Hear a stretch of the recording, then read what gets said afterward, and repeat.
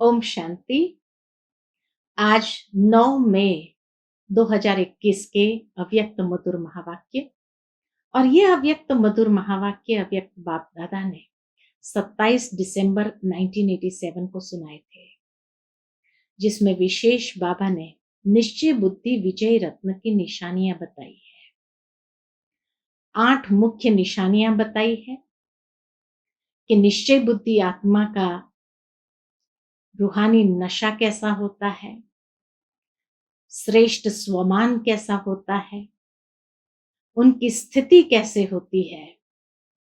ये सब बातों को बाबा ने बहुत डिटेल से स्पष्ट किया है। साथ ही साथ बाबा ने बताया कि निश्चय बुद्धि आत्मा की आंतरिक अवस्था कैसी होती है, उसकी भाषा क्या होती है, उसके दृष्टि कैसी होती है, तीनों कालों को देख सके ऐसी दृष्टि होती है। और फिर बाबा ने कहा, अगर किसी से भी पूछा जाए निश्चय बुद्धि हो तो सभी हाँ कहेंगे, क्योंकि निश्चय ये ब्राह्मण जीवन का फाउंडेशन है।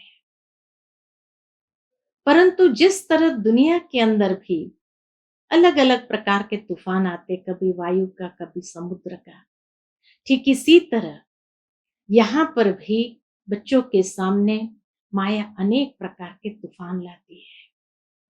कभी संस्कारों का तूफान आता, कभी स्वभाव का तूफान आता, अलग अलग प्रकार के, कभी परिस्थितियों का तूफान आता है, कभी माया का तूफान आता है। तो ये अलग अलग तूफान माया ले आती है और ऐसे समय पर ही बच्चों की परीक्षा होती है। जिस तरह तेज तूफान होते हैं तो बड़े बड़े वृक्ष भी उखड़ जाते हैं, लेकिन यहाँ बाबा कहे उखड़ते कम है लेकिन हिलते ज्यादा है। लेकिन एक बार हिले तो भी फाउंडेशन तो कमजोर हो ही गया। तो इसीलिए बाबा कहे जो हिलता है अर्थात वो जन्म जन्म की श्रेष्ठ प्रारब्ध से हिल जाता है।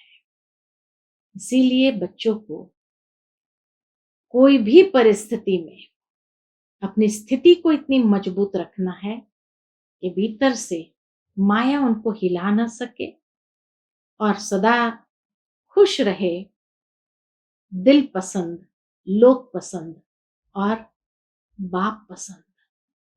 ये तीनों सर्टिफिकेट सहजता से हर तूफान को पास करके प्राप्त कर ले।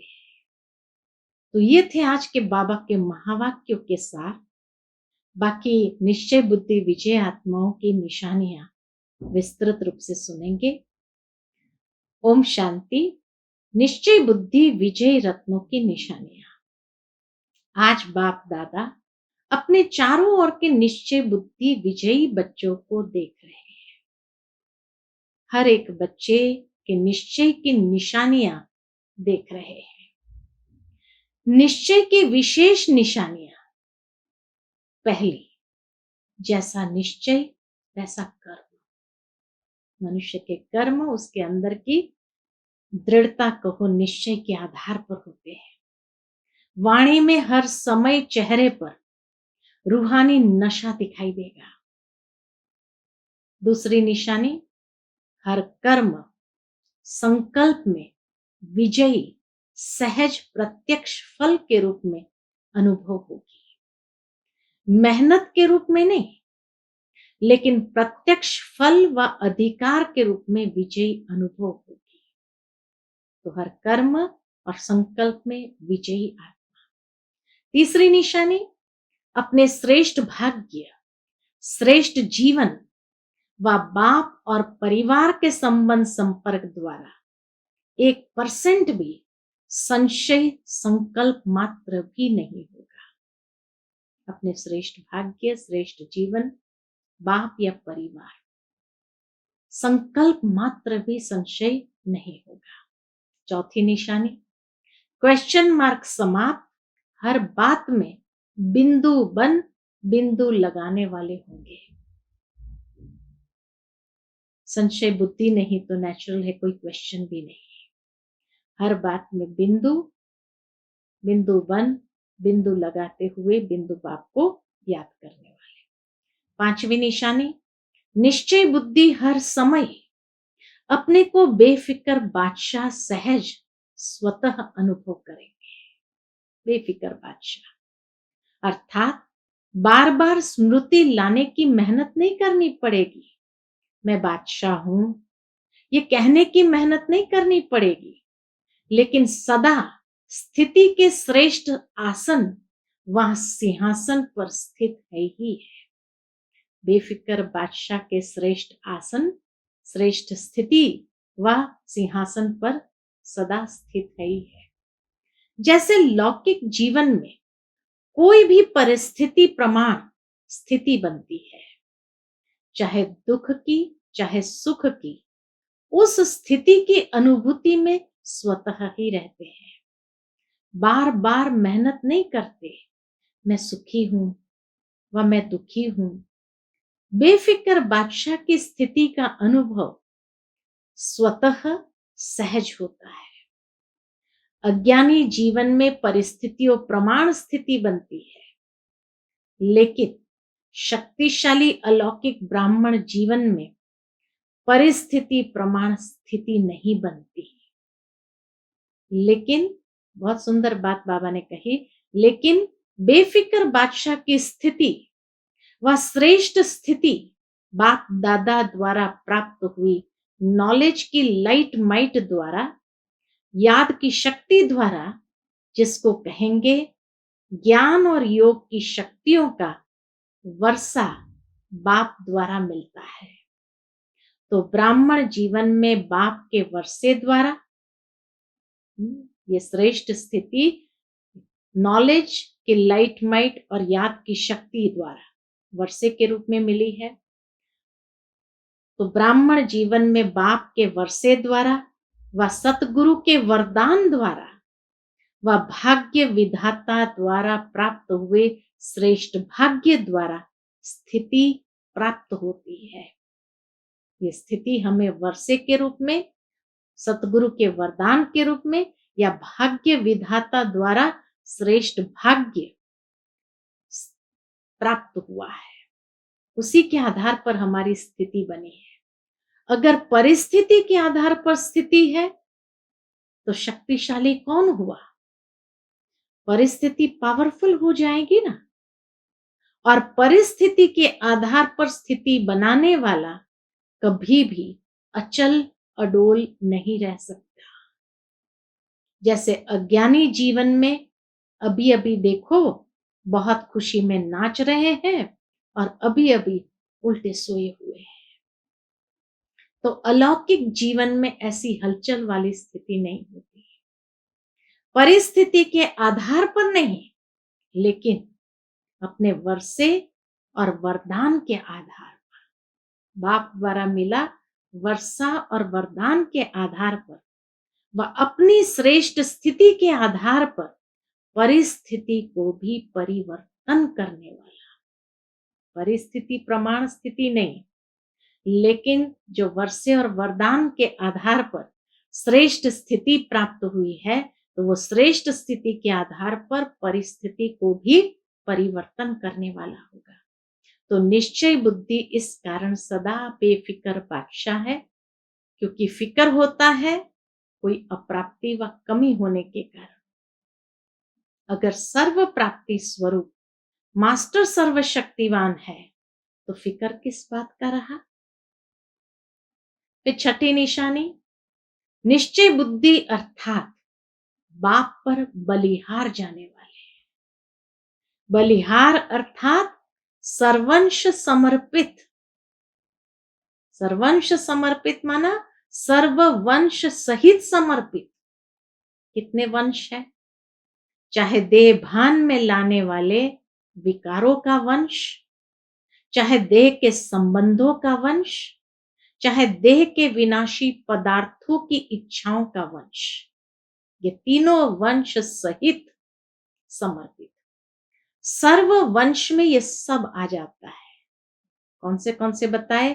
विकारों का वंश, देह के संबंधों का वंश और देह के विनाशी पदार्थों की इच्छाओं का वंश। सर्ववंश में यह सब आ जाता है। सर्वंश समर्पित व सर्वंश त्यागी एक ही बात है। समर्पित होना इसको नहीं कहा जाता कि मधुबन में बैठ गए व सेवा केंद्रों पर बैठ गए। यह भी एक सीढ़ी है जो सेवा अर्थ अपने को अर्पण करते हैं। ये पहली सीढ़ी है जो सेवा अर्थ अपने को अर्पण किया। लेकिन सर्वंश अर्पित यह सीढ़ी की मंजिल है, फाइनल स्टेज है। स्वयं को अर्पित करना फिजिकली, सेवा अर्थ, ये पहली सीढ़ी है। और सर्वंश अर्पित होना अर्थात वो सीढ़ी की फाइनल स्टेज है। एक सीढ़ी चढ़ गए लेकिन मंजिल पर पहुंचने वाले निश्चय बुद्धि की निशानी है तीनों ही वंश सहित अर्पित, विकारों का, देह के संबंधों का, इच्छाओं का, तीनों ही वंश सहित अर्पित। ये है निश्चय बुद्धि आत्माओं की निशानी। तीनों ही बातें स्पष्ट जान गए ना। वंश तब समाप्त होता है जब स्वप्न व संकल्प में भी अंश मात्र नहीं। अगर अंश है तो वंश पैदा हो ही जाएगा। इसीलिए सर्वंश त्यागी की परिभाषा अति गुह्य है। यह भी कभी सुनाएंगे। अच्छा, 7वीं निशानी, निश्चय बुद्धि सदा बेफिक्र निश्चिंत होगा। हर बात में विजय प्राप्त होने के नशे में निश्चित अनुभव करेगा। निश्चिंत होगा और निश्चित अनुभव करेगा विजय प्राप्त होने में। तो निश्चय, निश्चिंत और निश्चित यह हर समय अनुभव कराएगा। खुद तो करेगा ही, लेकिन दूसरों को भी यह अनुभव कराएगा। तो हर बात में विजय प्राप्त होने के नशे में निश्चित अनुभव करेगा और निश्चय, निश्चिंत और निश्चित यह हर समय अनुभव कराएगा। 8वीं निशानी, वह सदा स्वयं भी नशे में रहेंगे और उनके नशे को देख दूसरों को भी यह रूहानी नशा अनुभव होगा। औरों को भी रूहानी नशे में बाप की मदद से स्वयं की स्थिति से अनुभव कराएगा। बाप की मदद और स्वयं की स्थिति से अनुभव कराएगा। फिर बहुत अच्छी बात बाबा आगे स्पष्ट करते हैं। ये तो हुई निश्चय बुद्धि विजयी आत्माओं की निशानियां। अब बाबा कहे निश्चय बुद्धि की वह रूहानी नशे में रहने वाले के जीवन की विशेषताएं क्या होगी। ऐसे निश्चय बुद्धि वह रूहानी नशे में जो रहता है उसके जीवन की विशेषताएं क्या होगी। पहली बात, जितना ही श्रेष्ठ नशा उतना ही निमित्त भाव हर जीवन के चरित्र में होगा। पूरा चरित्र उसका निमित्त, निर्माण। निमित्त भाव की विशेषता के कारण निर्माण बुद्धि।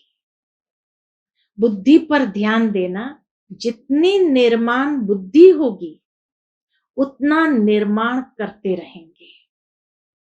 निर्माण करते रहेंगे यानी नव निर्माण कहते हो ना, तो नव निर्माण करने वाली बुद्धि होगी।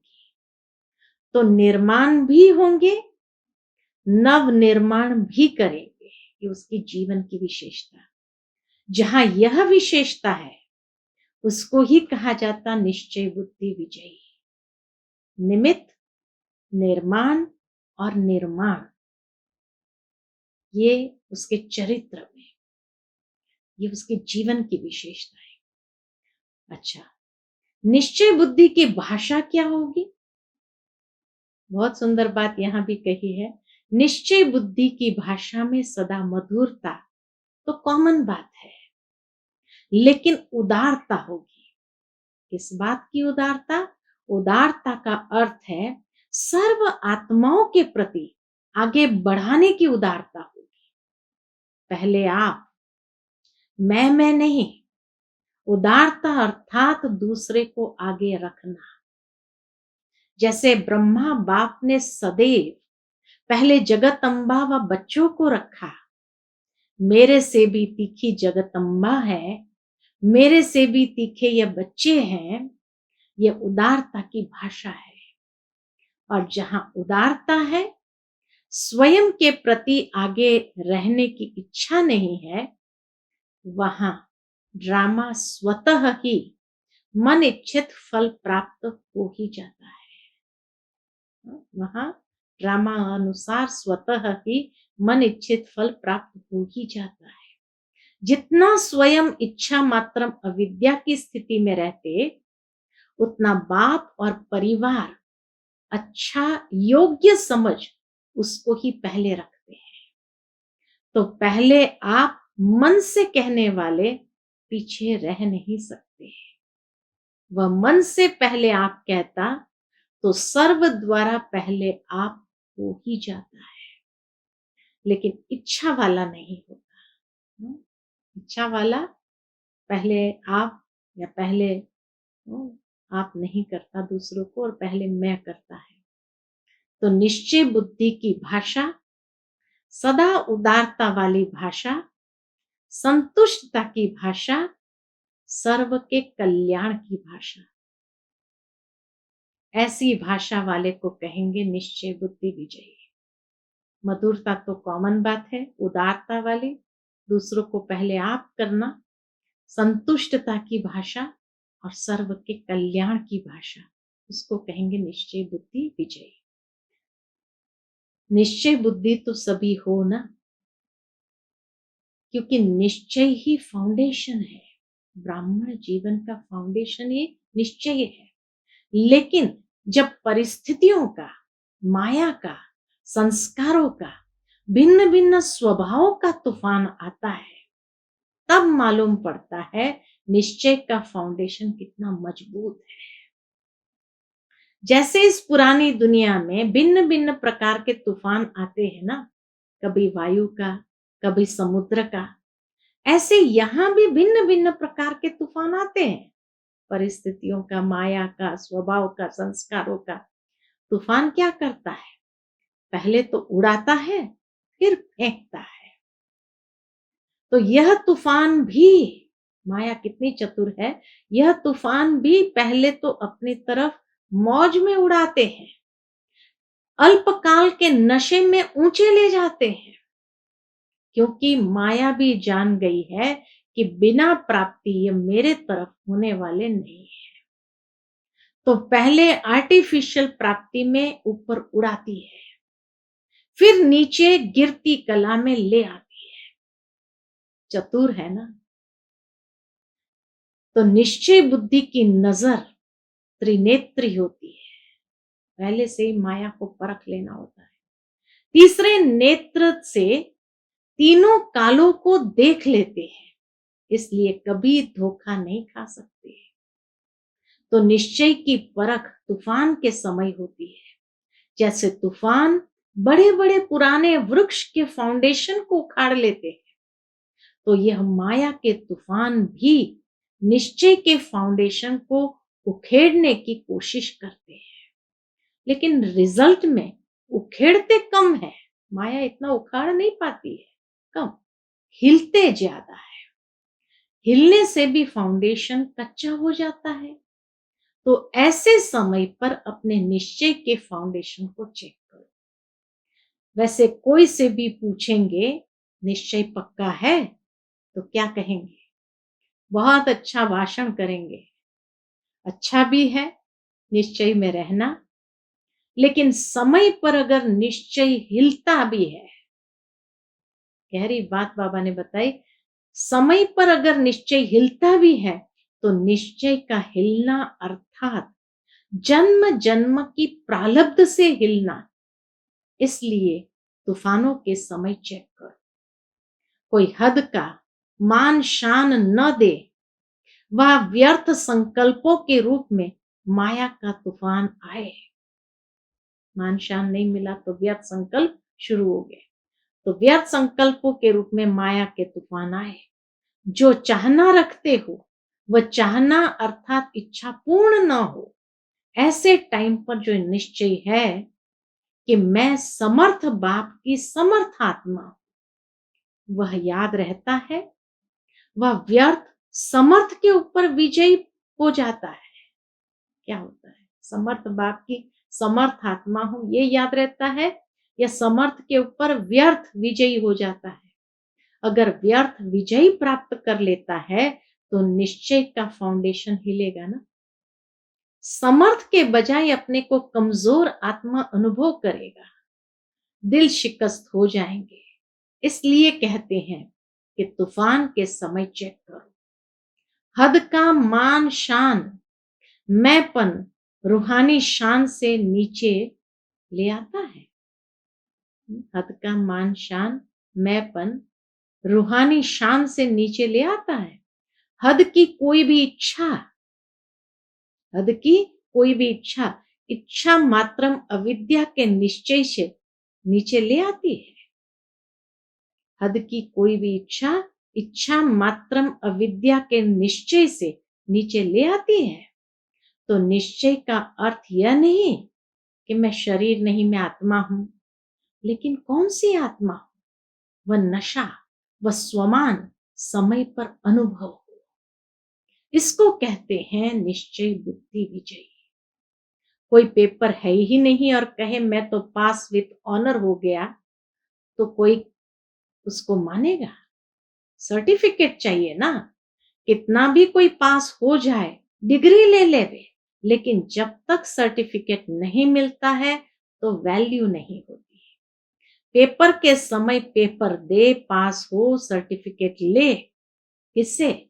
बाप से, परिवार से, तब उसको कहेंगे निश्चय बुद्धि विजयी। समझा?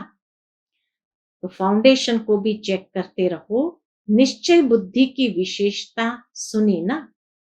जैसा समय वैसे रूहानी नशा जीवन में दिखाई दे। सिर्फ अपना मन खुश ना हो, लेकिन लोग भी खुश हो। सभी अनुभव करे कि हाँ, ये नशे में रहने वाली आत्मा है।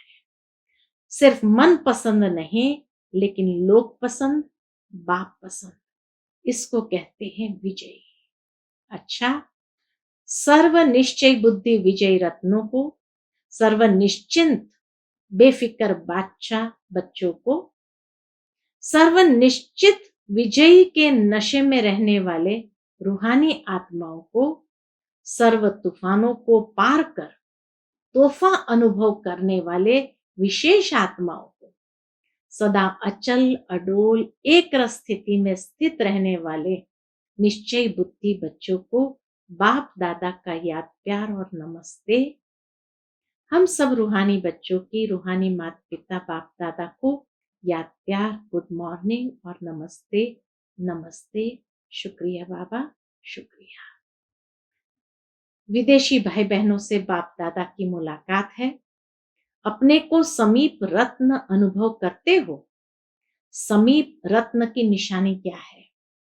वह सदा सहज और स्वतः ज्ञानी तू आत्मा, योगी तू आत्मा, गुण मूर्त, सेवाधारी अनुभव करेंगे। चारों ही सब्जेक्ट में बैलेंस। ज्ञानी तू आत्मा, योगी तू आत्मा, गुण मूर्त, सेवाधारी अनुभव करेंगे। समीप रत्न के हर कदम में ये चारों ही विशेषताएं सहज अनुभव होगी, एक भी कम नहीं होंगी। ज्ञान में कम हो, योग में तेज हो, या दिव्य गुणों की धारणा में कमजोर हो, वह सब में सदा ही सहज अनुभव करेगा। समीप रत्न किसी भी बात में मेहनत नहीं अनुभव करेंगे, लेकिन सहज सफलता अनुभव करेंगे, क्योंकि बाप दादा बच्चों को संगम युग पर मेहनत से ही छुड़ाते हैं।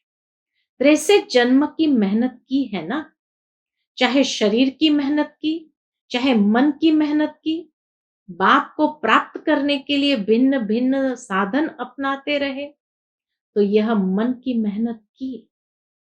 और धन की भी देखो, जो सर्विस करते हो, जिसको बाप दादा नौकरी कहते हैं, उसमें भी देखो कितनी मेहनत करते हो, उसमें भी तो मेहनत लगती है ना। और अभी आधा कल्प के लिए ये नौकरी नहीं करेंगे। अभी आधा कल्प के लिए कोई नौकरी नहीं।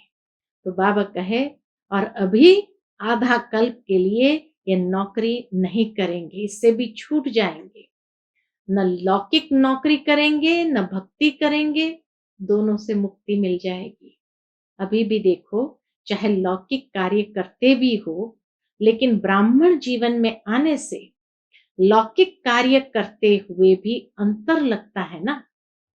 अभी यह लौकिक कार्य करते भी डबल लाइट रहते हो। क्यों? क्योंकि लौकिक कार्य करते भी यह खुशी रहती है कि यह कार्य अलौकिक सेवा के निमित्त कर रहे हैं। अपने मन की तो इच्छाएं नहीं है ना, तो जहां इच्छा होती है वहां मेहनत लगती है। अभी निमित्त मात्र करते हो क्योंकि मालूम है कि तन मन धन तीनों लगाने से एक का पदम गुना अविनाशी बैंक में जमा हो रहा है। फिर जमा किया हुआ खाते रहना। पुरुषार्थ से योग लगाने का, ज्ञान सुनने सुनाने का, इस मेहनत से भी छूट जाएंगे। कभी कभी क्लासेस सुनकर थक जाते हो ना, पूछते बाबा, वहां तो लौकिक राजनीतिक पढ़ाई भी जो होगी ना, वह भी खेल खेल में होगी। लक्ष्मी नारायण जैसे या प्रिंस प्रिंसेस जो राजनीतिक पढ़ाई पढ़ेंगे, वह भी खेल खेल में होगी। इतने किताब नहीं याद करने पड़ेंगे, सब मेहनत से छूट जाएंगे। कईयों को पढ़ाई का भी बोझ होता है। संगम युग पर मेहनत से छूटने के संस्कार भरते हो। चाहे माया के तूफान आते भी है, लेकिन यह माया से विजय प्राप्त करना भी एक खेल समझते हो, मेहनत नहीं। खेल में भी क्या होता है? जीत प्राप्त करना होता है ना। तो माया से भी विजय प्राप्त करने का खेल करते हो। खेल लगता है या बड़ी बात लगती है? जब मास्टर सर्वशक्तिवान स्टेज पर स्थित होते हो तो खेल लगेगा। और ये चैलेंज करते हो कि आधा कल्प के लिए विदाई लेकर जाओ। तो विदाई समारोह मनाने आती है, लड़ने नहीं आती है। माया भी अभी विदाई समारोह मनाने आती है, लड़ने नहीं आती है। विजयी रत्न हर समय हर कार्य में विजयी है। विजयी हो ना? सभी ने कहा हाँ जी। तो वहां जाकर भी हाँ जी करना। फिर भी अच्छे बहादुर हो गए हैं। पहले थोड़े जल्दी घबरा जाते थे, अभी बहादुर हो गए हैं, अभी अनुभवी हो गए हैं। तो अनुभव की अथॉरिटी वाले हो गए, परखने की भी शक्ति आ गई है, इसलिए घबराते नहीं है। अनेक बार के विजयी थे, है और रहेंगे। यही स्मृति सदा रखना। वरदान भी मिल गया, अनेक बार के विजयी थे, है और रहेंगे, यही स्मृति सदा रखना। अच्छा, फिर विदाई के समय दादियों से, उसमें भी दादी जानकी बंबई से 3-4 दिन का चक्कर लगा कर आई है। अभी से ही चक्रवर्ती बन गई। अच्छा है, यहाँ भी सेवा है, वहां भी सेवा है। जहां गई थी वहां भी सेवा की, यहाँ रहते भी सेवा करते और जहां जाते वहां भी सेवा हो जाती। सेवा का ठेका बहुत बड़ा लिया है। बड़े ठेकेदार हो ना, छोटे छोटे ठेकेदार तो बहुत है, लेकिन बड़े ठेकेदार को बड़ा काम करना पड़ता है। फिर दादी ने कहा, बाबा आज मुरली सुनते बहुत मजा आया। है ही मजा? बाबा ने कहा, अच्छा है, आप लोग कैच करके औरों को क्लियर कर सकते हो। सभी तो एक जैसे कैच नहीं कर सकते। जैसे जगदम्बा मुरली सुनकर क्लियर करके, सहज करके सभी को धारण कराती रही, ऐसे अभी आप निमित्त हो। कोई नए नए तो समझ भी नहीं सकते हैं, लेकिन बाप दादा सिर्फ सामने वालों को नहीं देखते, जो बैठे हैं सभा में उन्हें ही नहीं देखते, सभी को सामने रखते हैं। फिर भी सामने अनन्य होते हैं तो उन्हों के प्रति निकलता है। आप लोग तो पढ़कर भी कैच कर सकते हो। अच्छा, आज का मधुर वरदान, व्यर्थ की लीकेज को समाप्त कर समर्थ बनने वाले कम खर्च बाला नशीन भव। संगम युग पर बाप दादा द्वारा जो भी खजाने मिले हैं, उन सर्व खजानों को व्यर्थ जाने से बचाओ, तो कम खर्च बाला नशीन बन जाएंगे। व्यर्थ से बचाव करना अर्थात समर्थ बनना। जहां समर्थी है वहां व्यर्थ जाए, यह हो नहीं सकता। अगर व्यर्थ की लीकेज है तो कितना भी पुरुषार्थ करो, मेहनत करो, लेकिन शक्तिशाली बन नहीं सकते। इसलिए लीकेज को चेक कर समाप्त करो तो व्यर्थ से समर्थ हो जाएंगे। इसलिए बाबा ने कहा, व्यर्थ की लीकेज को समाप्त कर समर्थ बनने वाले कम खर्च वाला नशीन बनो। आज का स्लोगन है, प्रवृत्ति में रहते संपूर्ण पवित्र रहना, यही योगी व ज्ञानी तू आत्मा की चैलेंज है।